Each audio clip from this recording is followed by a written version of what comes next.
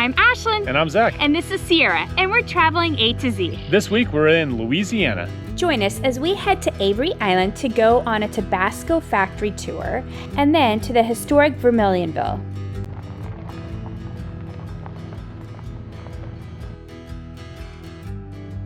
We are at the Tabasco Factory and Jungle Gardens on Avery Island. We're gonna go check it out. It's about a 30-minute drive outside of Lafayette. At the Tabasco Factory, they have tours that show the production facilities, historical exhibits, museum, green spaces, and wildlife areas. So you get these free with your ticket. The museum has exhibits that trace the company's origins back to 1868, when Edmund McClelney first created Tabasco pepper sauce. There also is displays including early Tabasco bottles, advertisements, labels, and artifacts showing how the brand expanded worldwide. The museum highlights the family's multi-generational stewardship of both the company and Avery Island. You'll also see the pepper growing and aging process and how Tabasco pepper seeds are cultivated, selected, and distributed to partners and farms around the world. What is that? Is that a guitar?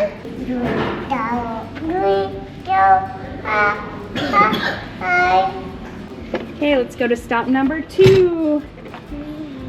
We next make our way to the second stop, which is the pepper greenhouses. This is where Tabasco pepper plants are cultivated from seed descendants from the original plants Edmund McClelney used. The railroad came to Avery Island in 1883 and remained till 2002. Rail service to the island was discontinued.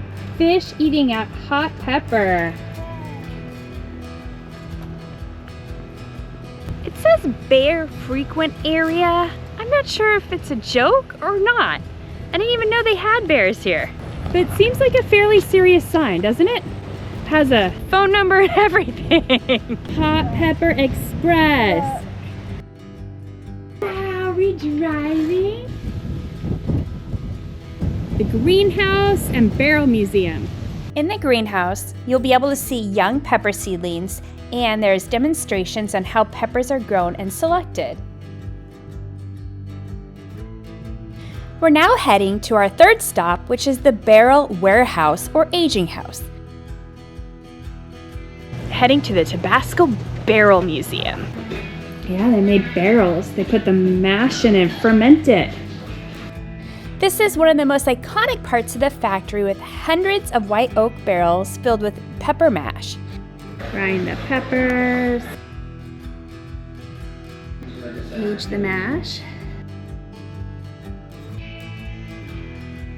So they put the pepper mash into a barrel for up to 3 years to ferment. Warehouse. They seal the buckets with salt.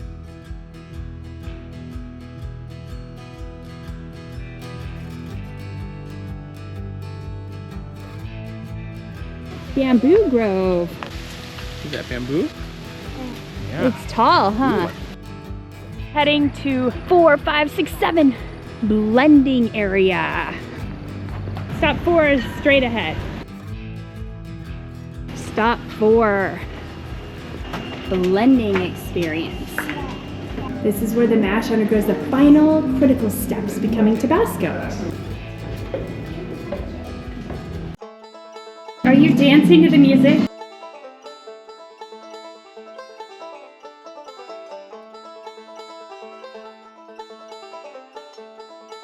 So after the mash has been sitting in barrels for about 3 years, it is then blended with vinegar, which you could see behind us.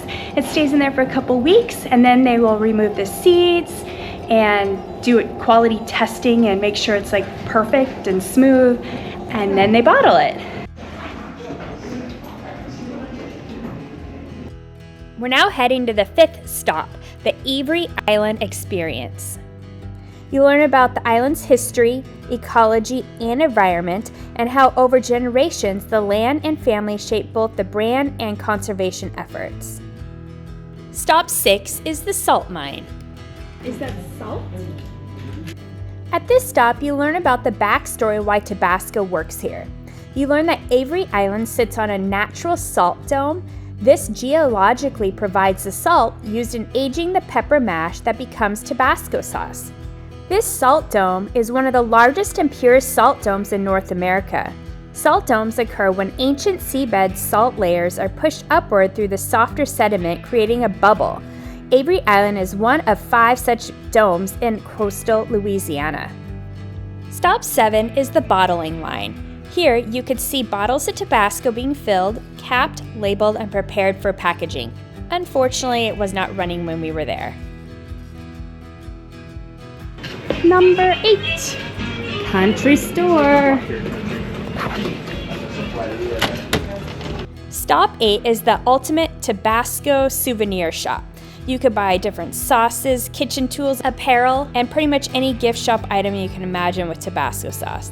They also have a taste testing and sampling area at the back of the shop.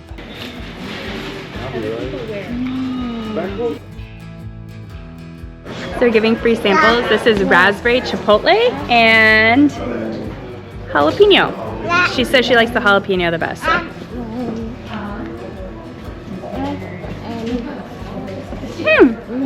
That's different. Kind of has a kick.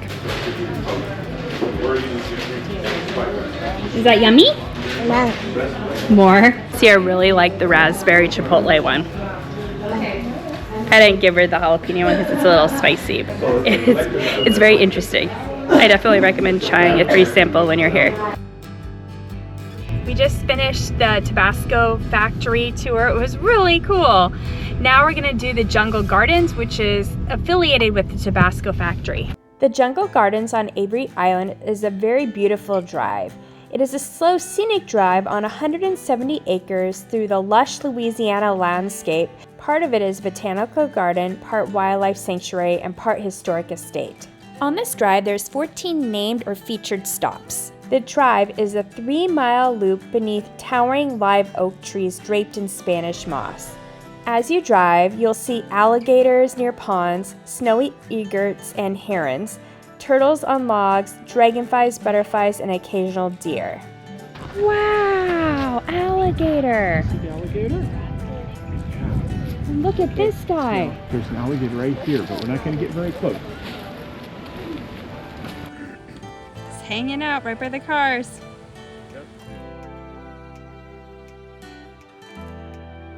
Yeah, this is the boathouse. Stop number 4.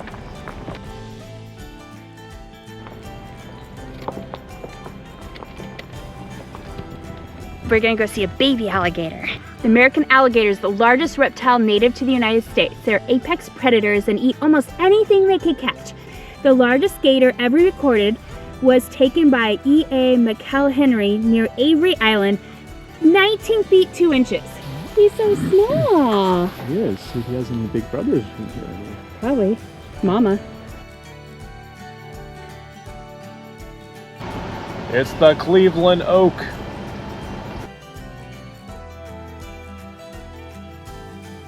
Stop number 8 is Buddha. Where are you gonna go see? Buddha. You see Buddha? Yeah. The Buddha statue is over 900 years old and is surrounded by an Asian-style garden with pond, a stone bridge, bamboo, and camellias. It stands in beautiful contrast to the swampy surroundings. We then head through the Wisteria Arch, past the Palm Gardens, and to the famous Bird City. Bird City! We're heading to Bird City. It's a bird reserve. Bird City is a 250-acre wildlife refuge and rookery that was created in 1895 by Edward Avery McElhenry, the son of Tabasco's founder. Behind me is Bird City, and you can see all the different types of egrets, which is really cool. And they actually made it so they can nest up here, and it's a sanctuary. In the late 1800s, the snowy egrets were being wiped out for the fashion industry used for hats. McElhenry took action and raised 8 orphan snowy egrets in a protected area on the island. When they migrated south, he hoped they would return, and they did, with more egrets following. Each year, the flock grew, eventually turning Bird City into one of the largest and earliest bird conservation successes in the United States history.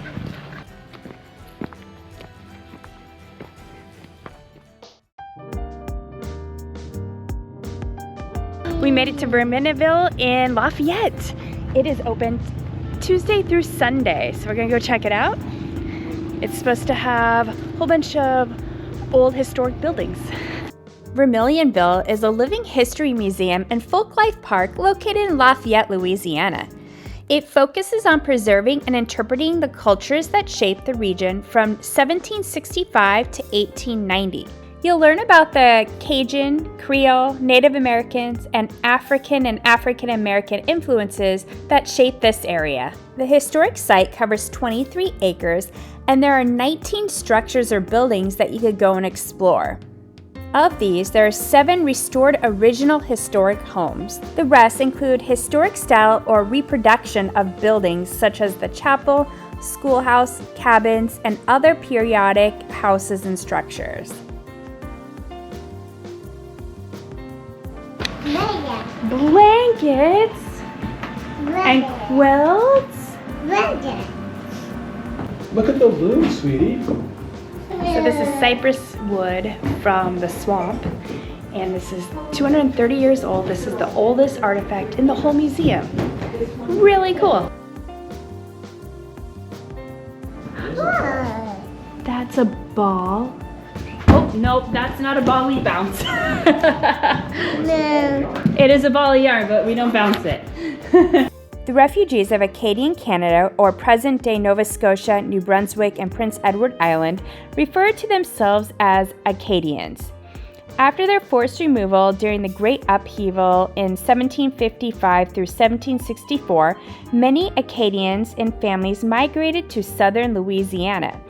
Over time, their culture blended with local influences, and the word Acadian evolved into Cajun. Someone can be considered Cajun without being Acadian ancestry, but some Cajuns believe that Acadian identity is rooted primarily in Acadian lineages, and some people say you can marry into a Cajun family. Creole in Louisiana referred to people born in the colony rather than Europe or Africa. Over time, it came to include people of French, Spanish, African, and Native American heritages, as well as later immigrant groups who became part of the culture. Whether someone can be Creole without that ancestry also depends on definition. A Creole is descendant from the historic Louisiana Creole populations. Some people say you can adopt Creole culture by living within the community, speaking the language, cooking the food, and participating in the traditions.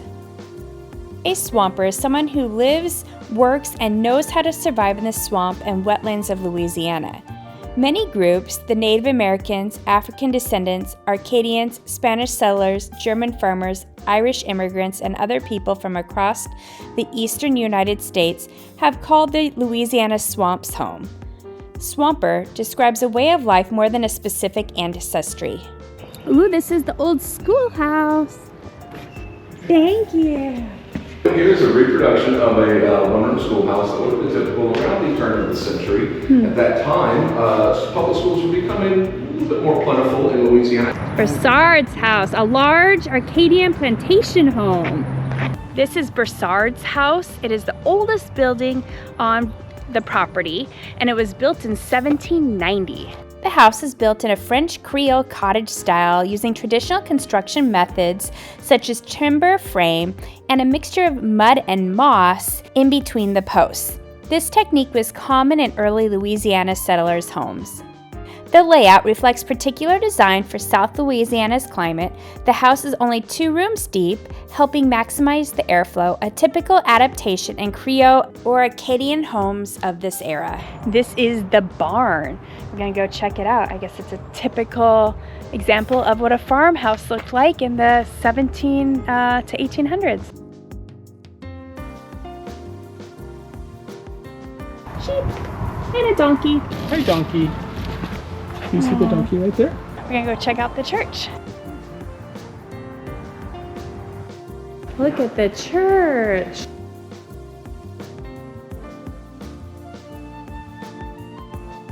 So we just finished going through all the old buildings on the Vermilionville historic site. It's pretty neat. On the site, they also have a restaurant that's supposed to be really good with Cajun food, so we're gonna go check that out now. The restaurant is open from 11 to 2. On Sundays, they do a buffet, so that's when we're here, so we're gonna have a buffet.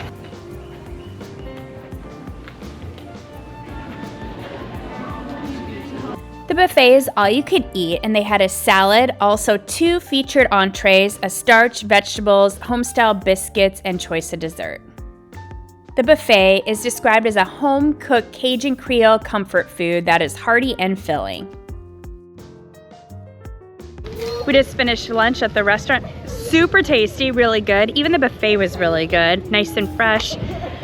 You get a free drink, which is like an iced tea, a water, a soda or lemonade. They also give you a cup of gumbo, and then you have the buffet, and then you get a dessert. And they had 3 different options to choose from.